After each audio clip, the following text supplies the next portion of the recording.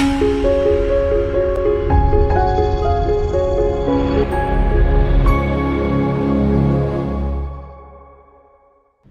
to Kanishka IAS Academy. This is Ramana Reddy, Faculty of Indian Polity for Group 1 and Group 2 in English medium and Telugu medium. So basically ఈ రోజు మనము ఈ video చేయడానికి reason ఏంటంటే so మనకి group 1 కి సంబంధించినటువంటి exam చూసినట్లయితే బేసికల్గా మనకి గ్రూప్ 1 కి ప్రిలిమ్స్ క్వాలిఫై అయిన తర్వాత అందరూ మెయిన్స్కి వెళ్తూ ఉంటారు. ఎవరికైతే సబ్జెక్ట్ అనేది బాగా ఉంటుందో వాళ్ళు మాత్రమే గ్రూప్ 1 ప్రిలిమినరీ ఎగ్జామ్ని క్రాక్ చేసి మనకి మెయిన్స్కి రావడం జరుగుతుంది. అయితే ఇక్కడ మెయిన్స్లో మనకి ఎంత విషయం ఉన్నా సరే, మన దగ్గర ఎంత సబ్జెక్ట్ ఉన్నా సరే, ప్రజెంటేషన్ అనేటటువంటిది కరెక్ట్గా లేనట్లయితే గ్రూప్ 1 ప్రిలిమ్స్ క్వాలిఫై అయ్యారంటే దాని అర్థం ఏంటి? అందరికీ కూడా సబ్జెక్ట్ అనేది ఉంది, అందులో మీరు కూడా భాగమే, మీకు కూడా సబ్జెక్ట్ అనేది ఉంది, దాన్ని కాదనట్లేదు ఎవరు కూడా.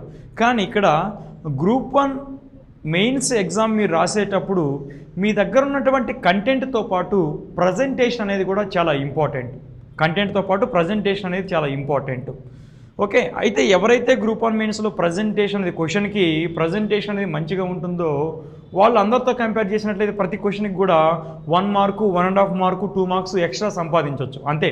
Okay, so 1 mark 1.5 mark 2 marks ప్రతి క్వశ్చన్కి ఎక్స్ట్రా సంపాదిస్తే మనం టాప్లోనే ఉంటాం. సో ప్రజెంటేషన్ అనేది చాలా ఇంపార్టెంట్. సో ఇప్పుడు మనం ఏం చేస్తున్నామంటే సో ఎవ్రీడే మనము ఎవ్రీ సబ్జెక్టుకి సంబంధించి మీకు ఒక క్వశ్చన్ అనేది కనిష్కకి సంబంధించిన యూట్యూబ్ ఛానల్ ఉంది కదండి, దాంట్లో మనము రిలీజ్ చేయడం జరుగుతుంది. సో ప్రతి సబ్జెక్టుకు సంబంధించి ప్రజెంటేషన్ సంబంధించి ఒక క్వశ్చన్ తీసుకుంటాం, దానికి ఆన్సర్ ఏ విధంగా మీరు రాయాలి అనే దానికి సంబంధించి ఇక్కడ మీకు ప్రజెంటేషన్ అనేది ఇవ్వడం జరుగుతుంది.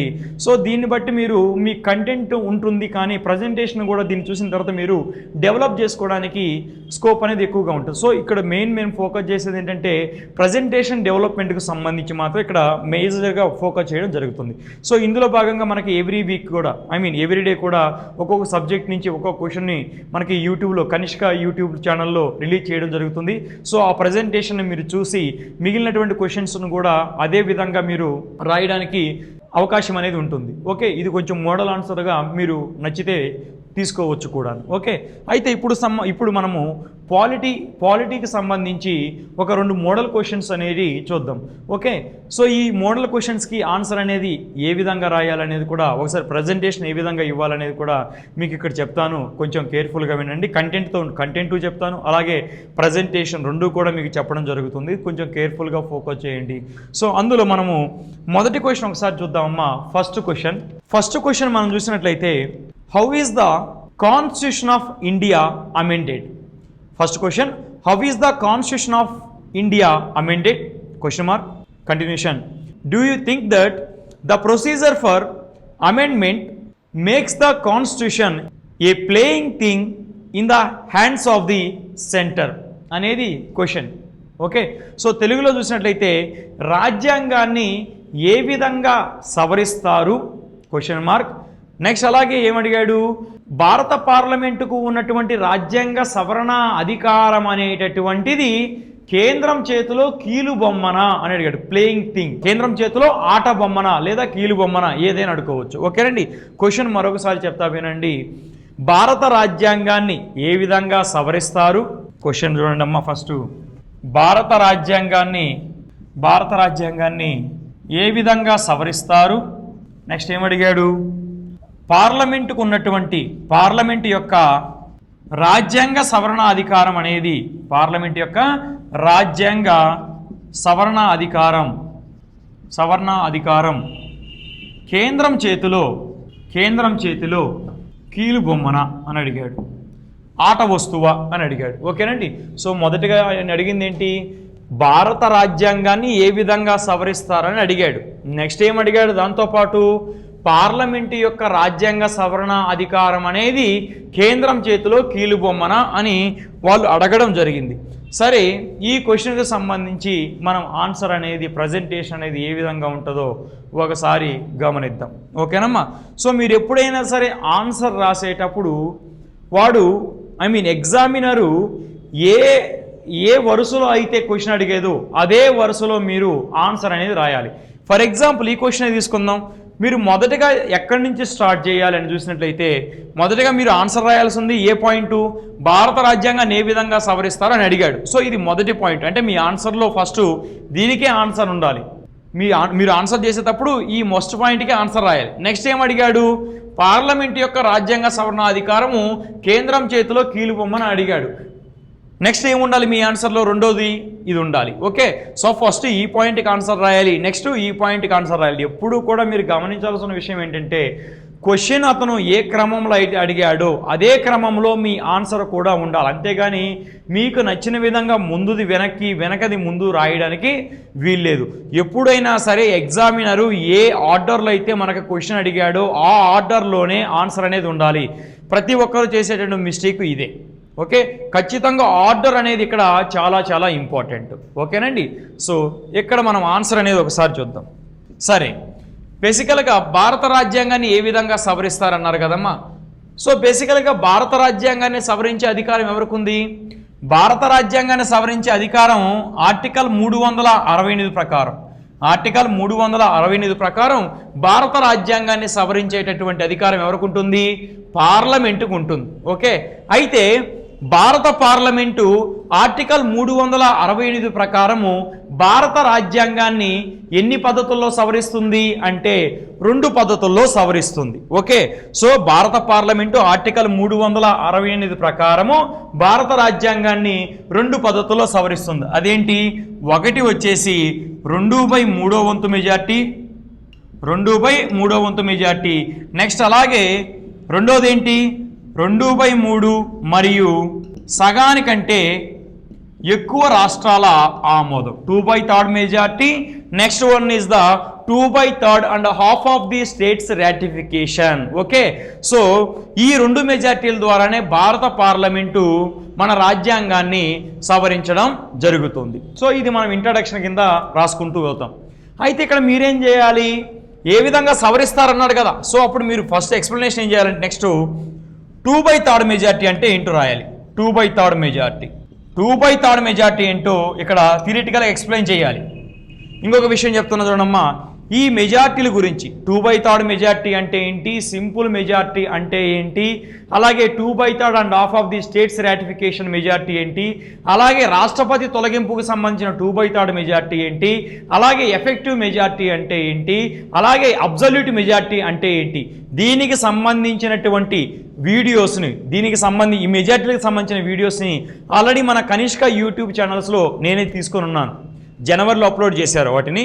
జనవరి 7th, 8th, 9th ఆ డేట్స్లో అంటే 2 months ఎగో ఈ వీడియోస్ మెజార్టీకి సంబంధించిన వీడియోస్ని అప్లోడ్ చేస్తున్నారు. ఒకసారి మీరు ఈ క్వశ్చన్ చూసే ముందు ఆ మెజార్టీలు చూడండి. అసలు సాధారణ మెజార్టీ అంటే ఏంటి, ఎక్కడ కూడా మీరు చూస్తారు. నేను థియరిటికల్గానే చెప్తాను ఇక్కడ, కానీ అక్కడ ఏం చేశానంటే 2/3 మెజార్టీ అంటే ఏంటో థియరిటికల్గా చెప్పాను. అదేవిధంగా దాన్ని ప్రాక్టికల్గా పార్లమెంట్లో ఏ విధంగా వినియోగిస్తారు అనే దానికి సంబంధించి కూడా నేను చెప్పాను అక్కడ. సో మీరు జనవరి నెలలో మన కనిష్క యూట్యూబ్ ఛానల్లో అప్లోడ్ చేసినటువంటి పాలిటిక్స్ సంబంధించి మెజార్టీస్ అని వీడియోస్ ఉంటాయి, 4 వీడియోస్. ఆ వీడియోస్ని ఒకసారి రిఫర్ చేయండి. ఓకే, ఖచ్చితంగా ఆ వీడియోస్ని రిఫర్ చేయండి. అక్కడ థియరిటికల్గా చెప్పడంతో పాటు ప్రాక్టికల్గా కూడా చెప్పాను. ఓకే, సరే. అసలు 2/3 మెజార్టీ అంటే ఏంటో ఇక్కడ డెఫినేషన్ రాయాలి. ఓకే, మనం ఇంగ్లీష్ 2/3 మెజార్టీ అంటే ఇంగ్లీష్లో ఏంటి? 2/3 members of the present and voting and it is more than the 50% of the and it is more than the 50% of the total strength of the house అనే దాన్ని మనం ఇక్కడ రాయాలి. ఓకేనా? 2/3 members of the present and voting and it is more than the 50% of the total strength of the house అనేది ఇక్కడ థియరిటికల్గా రాయాలి. So అదే తెలుగులో తీసుకున్నట్లయితే హాజరయ్యి ఓటు వేసిన వారిలో 2/3 వంతు మంది ఆమోదించాలి మరియు వారి సంఖ్య అంటే ఆమోదించిన వారి సంఖ్య మరియు వారి సంఖ్య సభలోని మొత్తం సభ్యుల సంఖ్యలో సగానికంటే ఎక్కువ ఉండాలి అనేది 2/3 మెజార్టీ. 2/3 మెజార్టీ అంటే ఏంటి? హాజరయ్యి ఓటు వేసిన వారిలో 2/3 వంతు మంది ఆమోదించాలి మరియు వారి సంఖ్య అంటే ఆ ఆమోదించిన వారి సంఖ్య అనేది సభలోని మొత్తం సభ్యుల సంఖ్యలో సగానికంటే ఎక్కువ ఉండాలి అనేది 2/3 మెజార్టీ. నెక్స్ట్ అలాగే మనం గమనించినట్లయితే ఇంకొక మెజార్టీతో కూడా రాజ్యాంగాన్ని సవరిస్తాం. అదేంటి? 2/3 మరియు సగానికంటే ఎక్కువ రాష్ట్రాల ఆమోదం మరియు సగానికంటే ఎక్కువ రాష్ట్రాల ఆమోదం. ఓకే, ఇక్కడ థియరిటికల్గా ఏం రాస్తారు? పార్లమెంటు 2/3 మెజారిటీతో రాజ్యాంగ సవరణ బిల్లును ఆమోదించాలి మరియు ఆ బిల్లును దేశంలో ఉన్నటువంటి సగానికంటే ఎక్కువ రాష్ట్రాలు ఆమోదించాలి అని మీరు ఇక్కడ థియరిటికల్గా రాస్తారు. సో థియరిటికల్గా రాయాల్సింది ఈ పాయింట్లు మీరు ఇక్కడ థియరిటికల్గా రాయాలి. 2/3 మెజారిటీ అంటే ఏంటి, అలాగే 2/3 మరియు సగానికంటే ఎక్కువ రాష్ట్రాల ఆమోదం అంటే ఏంటో ఇక్కడ థియరిటికల్గా రాయాలి. ఓకే, సో దీనికి సంబంధించి ప్రాక్టికల్గా నేను ఏ విధంగా చెప్పాననే దాన్ని ఆ ప్రీవియస్ వీడియోస్లో ఒకసారి జనవరిలో అప్లోడ్ చేసిన వీడియోస్లో ఒకసారి చెక్ చేసుకోండి. ఓకే, అయితే నెక్స్ట్ ఇంకొక విషయం రాయాలి. ఇక్కడ మీరు గమనిక అని చూడండి, ఒకటి గమనిక అని ఒకటి చూద్దాం. బేసికల్గా మనకి సాధారణ మెజార్టీ ద్వారా నేనేం చెప్పాను, రాజ్యాంగాన్ని 2 పద్ధతుల్లో సవరిస్తారని చెప్పాను. ఒకటి 2/3 majority, next 2/3 and half of the states ratification majority. ఈ 2 పద్ధతుల ద్వారానే రాజ్యాంగాన్ని సవరిస్తారు అని అంటారు. కొంతమంది మీకు అడగొచ్చు, అయితే కొంతమంది తెలిసే ఉంటుంది. అయితే సాధారణ మెజార్టీ ద్వారా కూడా భారత రాజ్యాంగంలో మార్పులు అనేటివి వస్తాయి, ఎవరో కూడా దాన్ని కాదనట్లేదు. అయితే సాధారణ మెజార్టీ ద్వారా భారత రాజ్యాంగంలో వచ్చినటువంటి మార్పులను మనం ఎక్కడా కూడా రాజ్యాంగ సవరణలుగా భావించము. ఫర్ ఎగ్జాంపుల్ చెప్తా చూడండి అమ్మా, మనకి కొత్త రాష్ట్రాలను ఏర్పాటు చేసే అధికారం ఎవరికి ఉంటుంది? పార్లమెంటుకు ఉంటుంది. పార్లమెంటు ఈ యొక్క రాష్ట్రాల పునర్వ్యవస్థీకరణ బిల్లును సాధారణ మెజార్టీతో ఆమోదించినట్లయితే మనకి కొత్త రాష్ట్రాలు అనేవి ఏర్పడతాయి. సో కొత్త రాష్ట్రాలను పార్లమెంట్ ఏ మెజార్టీ ద్వారా ఏర్పాటు చేస్తుంది? సాధారణ మెజార్టీ ద్వారా. సరే, ఏదైనా మన దేశంలో ఒక కొత్త రాష్ట్రం వచ్చినప్పుడు, ఒక కొత్త రాష్ట్రం ఏర్పడినట్లయితే ఖచ్చితంగా షెడ్యూల్ 1 అదేవిధంగా షెడ్యూల్ 4లో మార్పులు చేయాలా లేదా? ఒక కొత్త రాష్ట్రం ఏర్పడితే షెడ్యూల్ 1 అలాగే షెడ్యూల్ 4లో మార్పులు చేయాలా లేదా? చెయ్యాలి. అయితే ఇప్పుడు రాజ్యాంగంలో మార్పులు వచ్చినాయా లేదా? ఒక కొత్త రాష్ట్రం ఏర్పడడం వల్ల రాజ్యాంగంలో మార్పులు వచ్చినాయా లేదా? వచ్చాయి. అయితే రాజ్యాంగంలో వచ్చినటువంటి ఈ మార్పులు ఏ మెజార్టీ ద్వారా వచ్చాయి? సాధారణ మెజార్టీ ద్వారా వచ్చాయి, అవునా కాదా? అయితే అయినప్పటికీ కూడా మనం దాన్ని రాజ్యాంగ సవరణగా భావించాం. ఫర్ ఎగ్జాంపుల్ చెప్తాను వినండి అమ్మా, 2014కు ముందు 1వ షెడ్యూల్లో ఎన్ని రాష్ట్రాలు ఉన్నాయి? 28. అలాగే 4వ షెడ్యూల్లో ఏపీకి 18 సీట్లని ఉండేటివి, అవునా కాదు? తెలంగాణ ఏర్పడక ముందు 1వ షెడ్యూల్ 28 రాష్ట్రాలని ఉండేది, అలాగే 4వ షెడ్యూల్లో ఏపీకి 18 సీట్లు ఉండేటివి, అవునా కాదా? అయితే తెలంగాణ అనే కొత్త రాష్ట్రం ఏర్పడింది.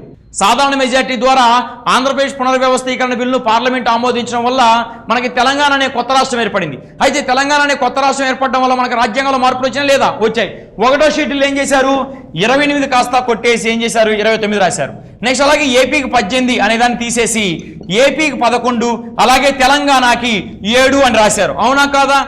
అవునా కదా? సో ఈ విధంగా సాధారణ మెజార్టీతో ఒక కొత్త రాష్ట్రం ఏర్పడడం వల్ల, అంటే సాధారణ మెజార్టీతో రాజ్యాంగంలో మార్పులు వచ్చాయా లేదా? వచ్చాయి. అయితే దాన్ని మనం రాజ్యాంగ సవరణ అంటున్నామా? అనట్లేదు. మీరు గమనించండి, ఎక్కడైనా తెలంగాణ అనేది ఫలానా రాజ్యాంగ సవరణ చట్టం ద్వారా ఏర్పడింది అని మీరు ఎక్కడైనా విన్నారా? ఎక్కడా విని ఉండరు. ఎందుకు? సో సాధారణ మెజార్టీ ద్వారా రాజ్యాంగంలో ఏవైనా మార్పులు వస్తే దాన్ని మనం రాజ్యాంగ సవరణగా భావించము. సో ఇక్కడ మీరు గమనిక దగ్గర అదే రాయండి. ఈ 2 మెజార్టీలు రాసిన తర్వాత అందుకు ఒక క్లారిటీ ఇవ్వండి. ఏమిస్తారు? సాధారణ మెజార్టీ ద్వారా రాజ్యాంగంలో మార్పులు వచ్చినప్పటికీ కూడా వాటిని మనం రాజ్యాంగ సవరణలుగా భావించము అనే విషయాన్ని మీరు ఇక్కడ రాయాలి. ఓకేనండి? సో ఫస్ట్ ఇంట్రడక్షన్ ఏంటి? ఆర్టికల్ 368 ప్రకారం 2 పద్ధతుల్లో రాజ్యాంగాన్ని సవరిస్తుంది. ఆ 2 పద్ధతులు రాయండి. నెక్స్ట్ 2/3 మెజార్టీ అంటే రాయండి. నెక్స్ట్ 2/3 మరియు సగానికంటే ఎక్కువ రాష్ట్రాల ఆమోదం అంటే ఏంటి రాయండి. మళ్ళీ ఒక చిన్న గమనిక రాయండి. ఏంటి? సాధారణ మెజార్టీ ద్వారా రాజ్యాంగంలో మార్పులు వచ్చినప్పటికీ వాటిని రాజ్యాంగ సవరణలుగా భావించరాదు అనేది కూడా మీరు ఇక్కడ మెన్షన్ చేస్తే ఇంకా బాగుంటుంది. మీకు ఎక్కువ సబ్జెక్ట్ తెలిసిందని అనుకుంటారు ఎవరైనా సరే. ఓకే, సరే. నెక్స్ట్ ఏం రాయాలో ఒకసారి చూద్దాం.